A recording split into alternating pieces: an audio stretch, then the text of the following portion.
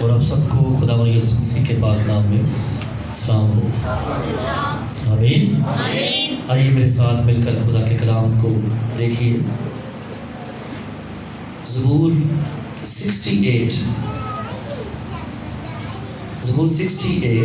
اور اس کی 6 آیت سے لے کر 8ویں آیت تک پڑھیں۔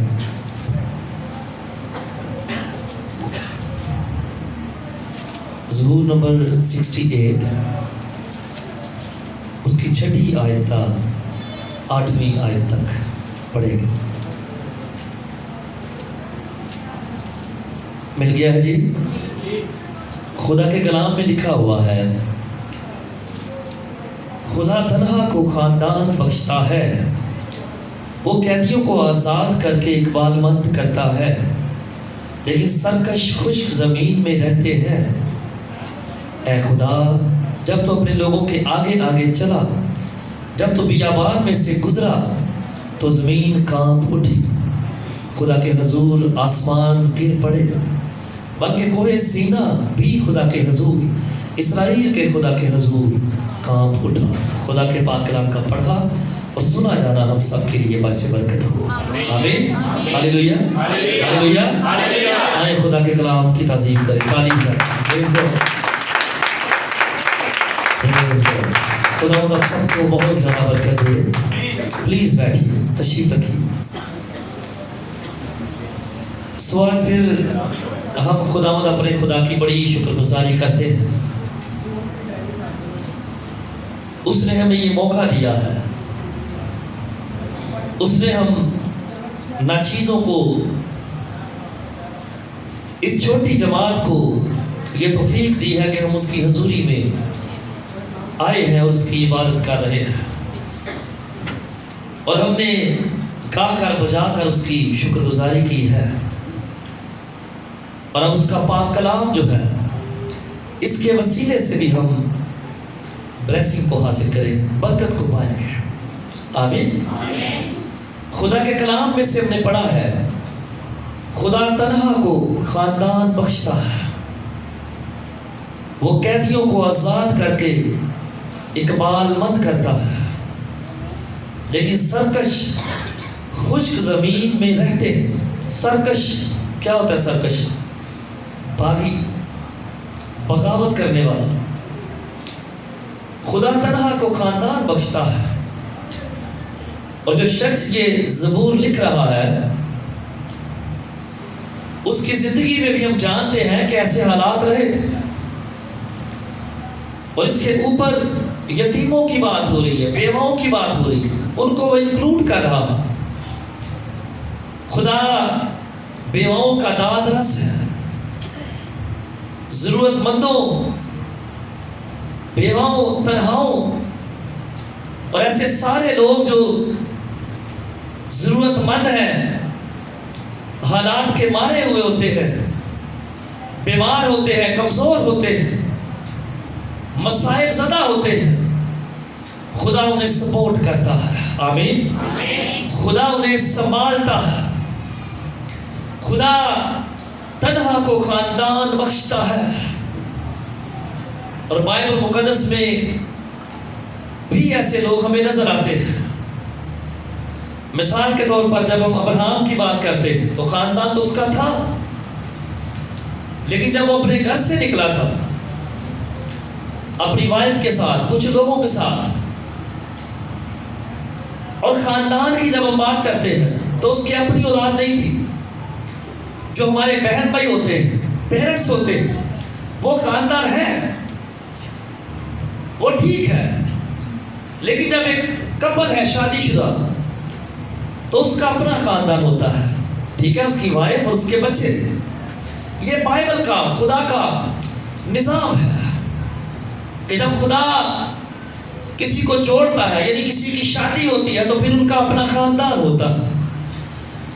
اور جب ابراہم کی ہم بات کرتے ہیں تو اس کی اولاد نہیں تھی، اور بائبل مقدس اس بات کی شہادت دیتی ہے، بائبل مقدس اس بات کو واضح کرتی ہے کہ خدا نے اس کمزور انسان کو جو ویک ہے، جو کمزور ہے اور جو اولاد نہیں رکھتا، جس کی اولاد نہیں ہے، خدا نے اس کے ساتھ ہم دیکھتے ہیں کہ بڑے وعدے کیے، اور وقت کے ساتھ ساتھ خدا نے اس تنہا شخص کو، اس کمزور شخص کو اپنے کہنے کے مطابق خدا نے اولاد بخشی ہے. جیسے خدا نے اس سے پرومس کیا تھا کہ میں تجھے اولاد دوں گا، تیری وائف سارا ہی میں سے تجھے میں اولاد بخشوں گا. اور ہم دیکھتے ہیں کہ خدا نے اپنے وعدے کے مطابق اپنے مقررہ وقت پر خدا نے اسے اولاد بخشی ہے. اور پھر اولاد کی اولاد بھی ہے. ہاں، اس کا بیٹا کون تھا سارا میں سے؟ اسحاق. اور اسحاق کے بیٹے کون تھے؟ یعقوب اور عیسو یا عیساؤ. خدا نے اولاد دی ہے، پھر اولاد کی اولاد آئی ہے، اور پھر عیسو یعنی عیساؤ اور یعقوب کے بھی اولاد ہوئی. اور یعقوب کو خدا نے 12 بیٹے دیے. خدا نے اس طرح شخص کو، خدا نے اس کمزور شخص کو بہت زیادہ بڑھایا، اسے اولاد دی ہے. پہلی بات تو یہ ہے کہ بائبل مقدس کے مطابق جو ایمان رکھتے ہیں خدا پر، جو اس پر اعتقاد رکھتے ہیں، ان کے ساتھ اگر کوئی بھی نہ ہو،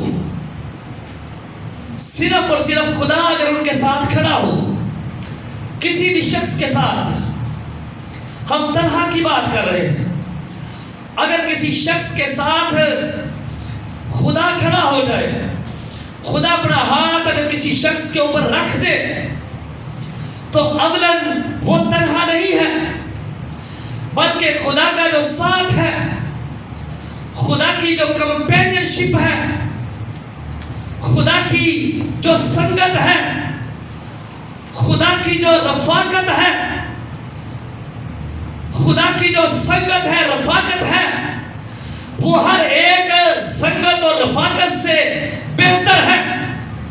وہ ہر ایک عزیز سے زیادہ اچھی ہے.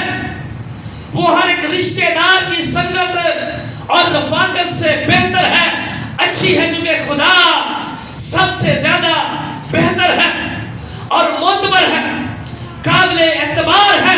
اس لیے جس شخص کے ساتھ خدا کھڑا ہو جائے، جس پر خدا ہاتھ رکھ دے، اول تو وہ تنہا نہیں ہوتا، کیونکہ خدا اس کے ساتھ ہے.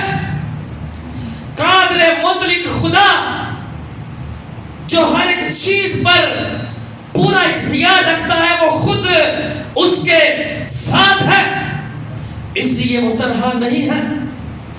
لیکن تو بھی دنیاوی بات یہاں پر جب ہم کر رہے ہیں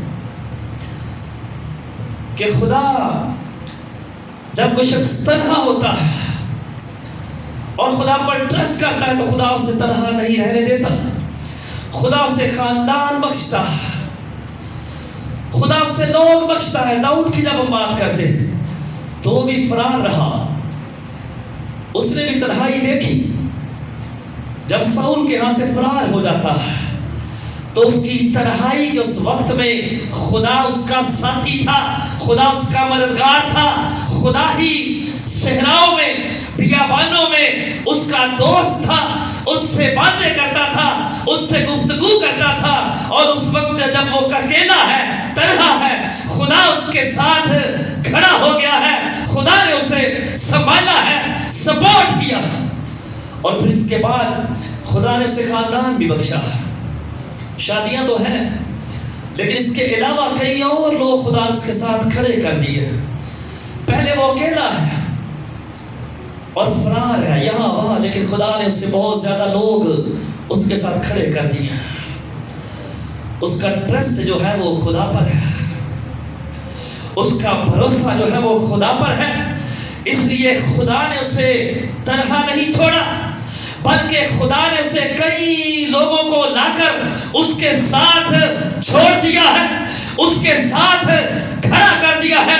اور اب وہ تنہا نہیں رہا بلکہ بہت زیادہ لوگ اس کے ساتھ ہیں، ایک خاندان کی صورت میں، ایک فیملی کی صورت میں، اور وہ اکیلا نہیں بلکہ ایک خاندان بن جاتا ہے۔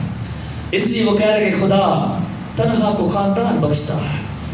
اور پھر ہم جب اپنی بات کرتے ہیں تو جسمانی خاندان سے ہٹ کر ہم خدا کا خاندان ہے، اور جو خدا کا خاندان ہے اس سے بڑا کوئی اور اعزاز نہیں ہے۔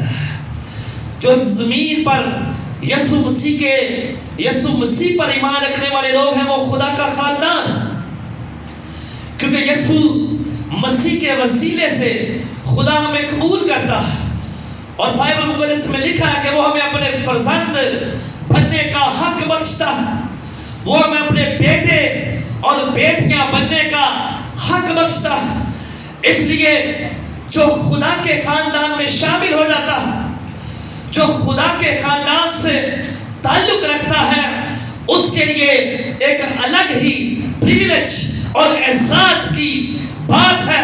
اس سے بڑا اعزاز کوئی نہیں ہو سکتا کہ اس زمین پر رہتے ہوئے کوئی خدا کے خاندان کا حصہ ہو، خدا کا خاندان۔ اس لیے زمین پر جتنے لوگ یسوع مسیح پر ایمان رکھتے ہیں، جب ہم خاندان کی بات کر رہے ہیں تو ہم اس کا خاندان ہے۔ آمین۔ اور یہاں پر لکھا ہے کہ وہ قیدیوں کو آزاد کر کے اقبال مند کرتا ہے، یعنی کامیاب کرتا ہے۔ اور خدا کے کلام میں ہمیں ایسے قیدیوں کی سٹوریز ملتی ہیں۔ کوئی ذہن میں آتا ہے؟ کافی ہے۔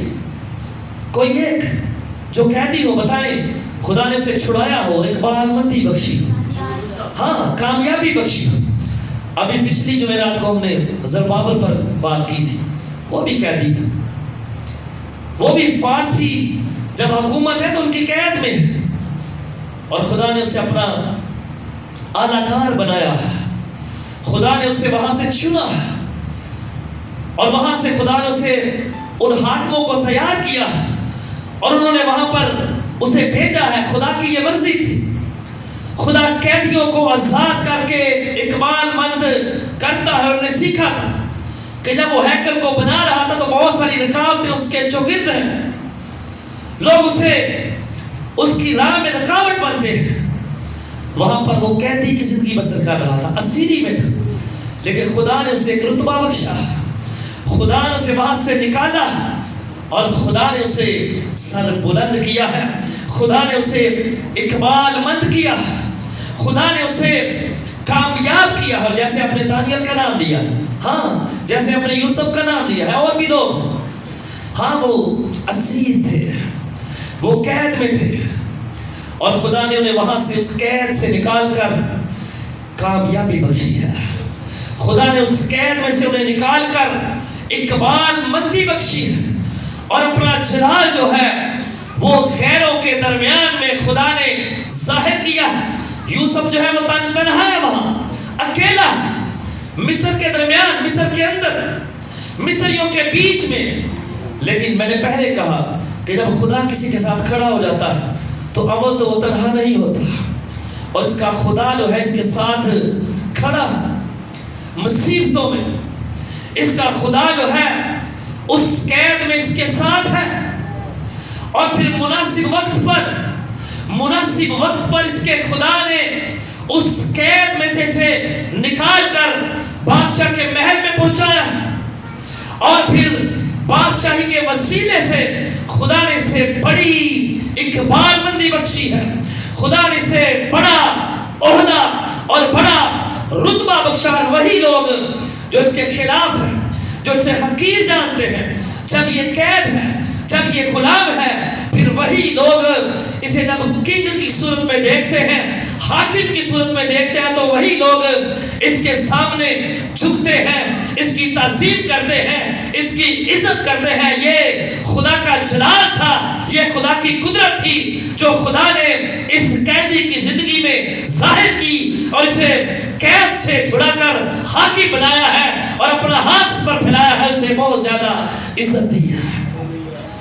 وہی لوگ جو اسے حقیر جانتے ہیں وہ اس کے حضور تعظیماً سجدہ کرتے ہیں، اپنے سروں کو اس کے حضور تعظیماً وہ جھکایا کرتے تھے۔ ایسے ہی دانیال تھا، خدا نے اسے بھی بڑی عزت دی تھی. خدا قیدیوں کو آزاد کر کے اقبال مند کرتا ہے. اور جب ہم اپنی بات کرتے ہیں، جب ہم موجودہ دور کی بات کرتے ہیں، جب ہم دور حاضر کی بات کرتے ہیں، تو خدا بہت سارے ایسے لوگوں کو جو ابھی تک قید میں ہیں، خواہ یہ قید جسمانی ہے، خواہ یہ قید روحانی ہے، روحوں کی ہے یا جسموں کی ہے، خدا چاہتا ہے کہ خدا ایسے لوگوں کو جو قید میں ہیں انہیں رہائی دلائے، انہیں آزاد کرے، انہیں اقبال مند کرے، انہیں سرفراز کرے. اور اس کا بیٹا یسوع بھی یہی چاہتا ہے، وہ بھی یہی چاہتا ہے کہ وہ قیدیوں کو آزاد کرے.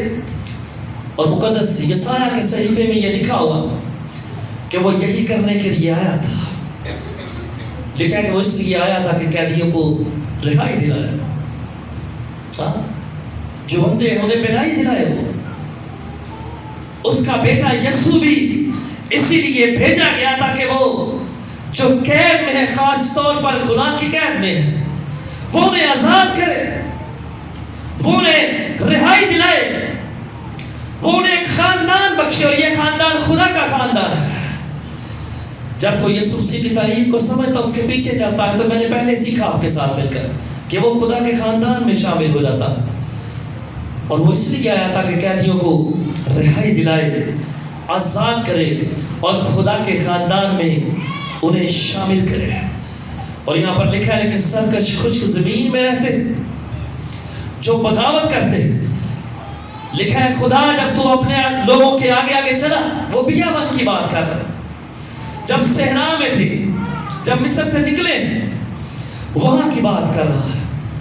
اور کہہ رہے کہ سرکش خشک زمین میں رہتے ہیں، جو باغی ہیں، جو بغاوت کرتے ہیں، جن کی گردنیں خدا کے حضور نہیں جھکتی، جن کے اندر خدا کی باتیں اثر نہیں کرتی، جن کے اندر فرما برداری کی اسپرٹ یا جذبہ جو ہے وہ نہیں اترتا. ان کے بارے میں وہ کہہ رہے ہیں کہ وہ خشک زمین میں رہتے ہیں.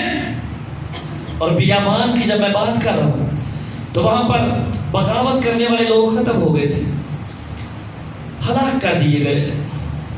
لیکن جو وفادار تھے، خدا کا ہاتھ مسلسل ہمیں ان پر نظر آتا ہے.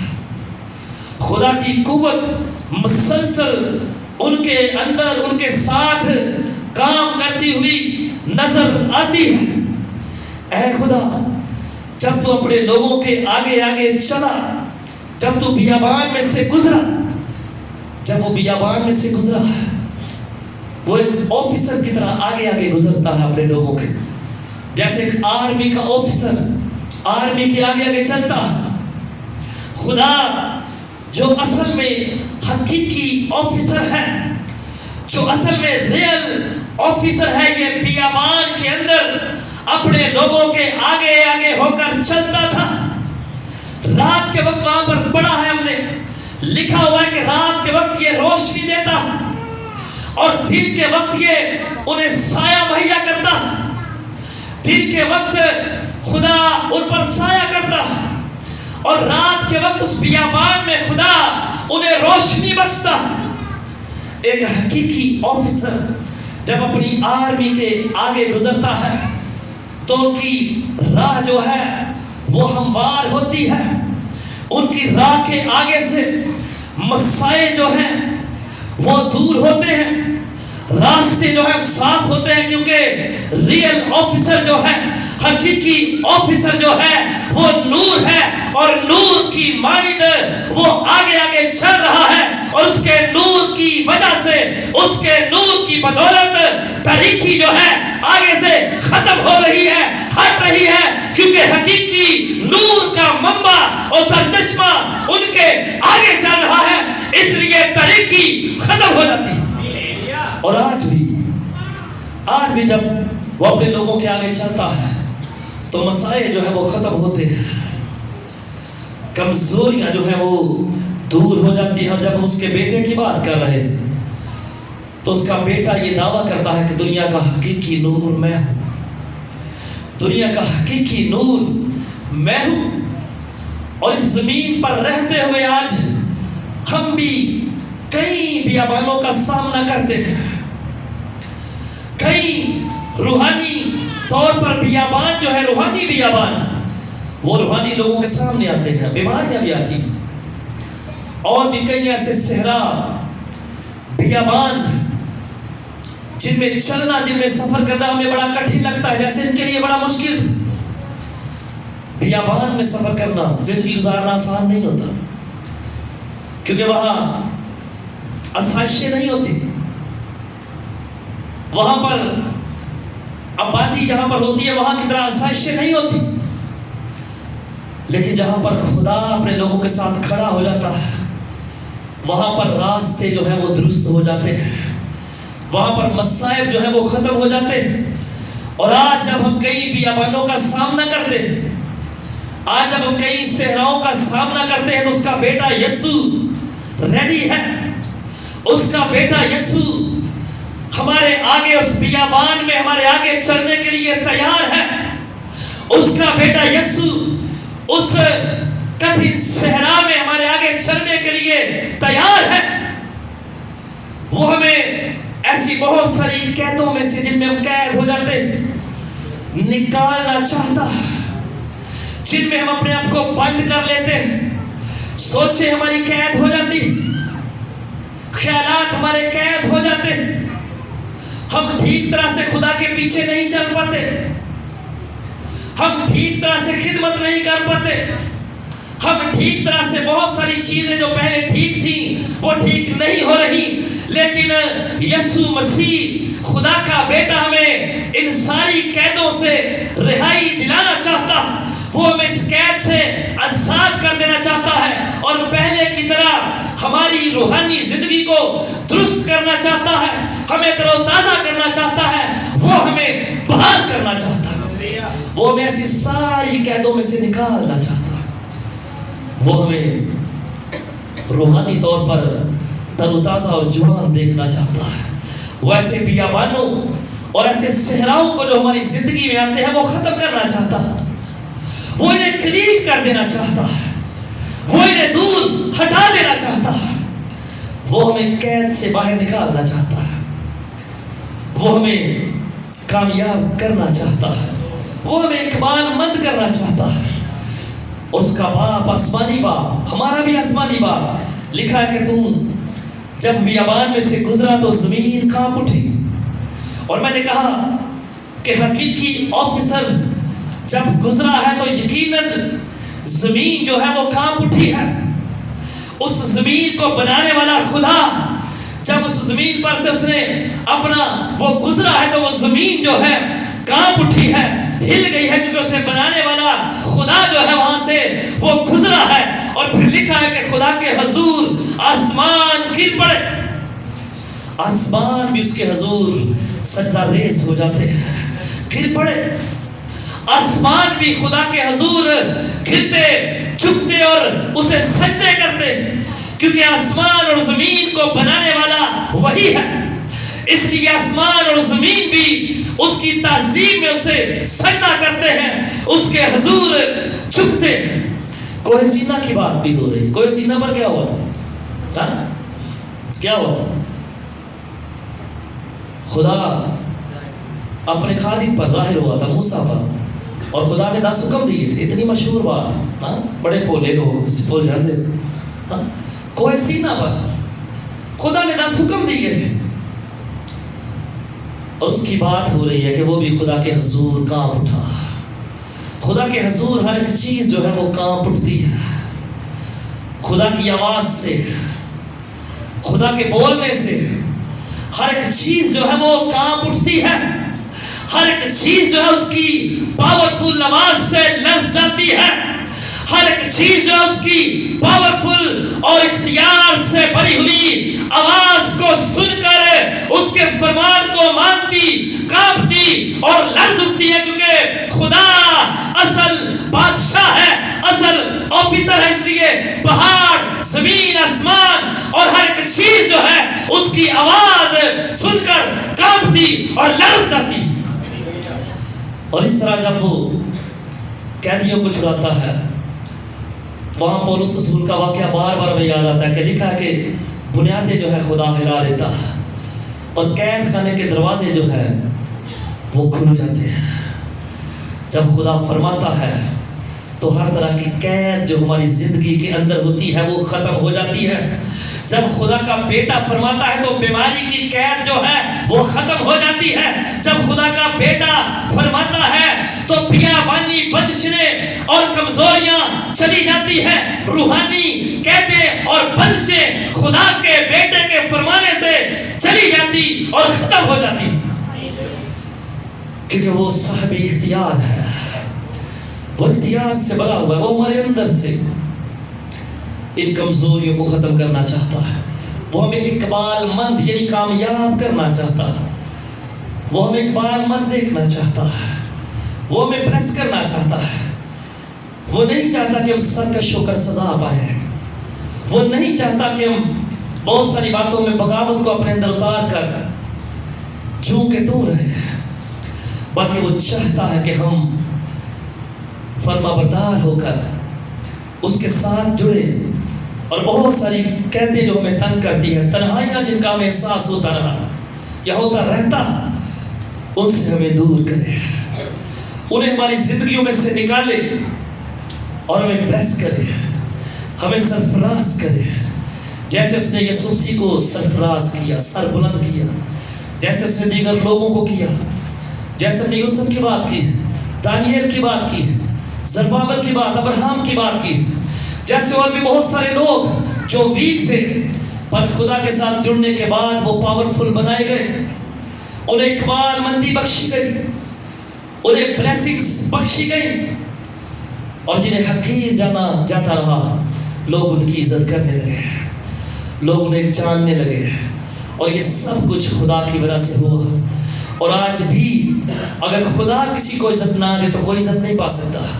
خدا اگر کسی کو استعمال نہ کرے تو کوئی بھی کچھ نہیں کر سکتا.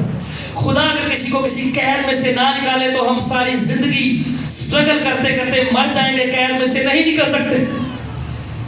اس لیے ہم ہمیشہ فرما برداری کے ساتھ یسوع کو پکارتے رہے، خدا کو پکارتے رہے، تاکہ وہ ہمیں قید سے نکال کر سر بلند کرے، تاکہ وہ ہمیں قید سے نکال کر اقبال مند کرے، تاکہ وہ ہمیں بیماری کی قید سے رہائی دے، ہمیں کمزوری کی قید سے وہ رہائی دے، اور دیگر بہت ساری چیزوں سے جن کے اندر ہم پھنسے ہوتے ہیں وہ ہمیں رہائی دے.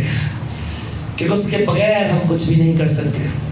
اس کے بغیر ہماری ہر ایک چیز جو ہے، محنت کوشی جو ہے وہ رائے گا، وہ اب سے ہے، وہ بیکار ہے. اس لیے ہم اسے آگے رکھیں، اسے پکاریں. جب وہ آئے گا تو پھر ساری قیدیں ختم ہو جائیں گی، پھر سارے مسائل جو ہیں وہ ختم ہو گئے اور کامیابی جو ہے وہ ہمارے قدم چومے گی. آمین. آئے دعا کرنا شروع کریں، دعا کریں. اگر کوئی کھڑے ہو کر دعا کرنا چاہتا ہے تو وہ دعا کر سکتا ہے کھڑے ہو کر. اگر کوئی بیمار ہے تو وہ بھی کھڑا ہو جائے. کوئی بیماری کمزوری لایا ہے تو وہ کھڑا ہو جائے، تاکہ ہم سب دعا کریں، تاکہ ہم سب دعا کریں. پریز گاڈ.